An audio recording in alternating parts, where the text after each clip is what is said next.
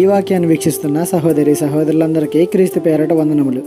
ఈరోజు వాక్యం ద్వారా దేవుడు మనతో చెబుతున్న మాట: చీమలు బలము లేని జీవులు, అయినను అవి వేసవిలో తమ ఆహారమును సిద్ధపరచుకును.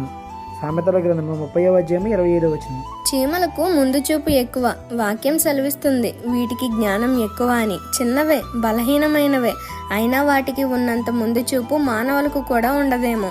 అవి వేసవి కాలంలోనే శ్రమించి ఆహారం కూర్చుకుంటాయి. చలికాలంలో వాటి కష్టకాలంలో వాటిని ఉపయోగించుకునేందుకు ముందుగానే సిద్ధపడతాయి. నీకు శక్తి సమయం ఉన్నప్పుడే భవిష్యత్తు కోసం సిద్ధపడాలి. క్రమంగా పని చేసుకోవాలి. బద్ధకాన్ని వదలాలి. నీకు కావాలి అన్నా మళ్ళీ అవకాశాలు రావు.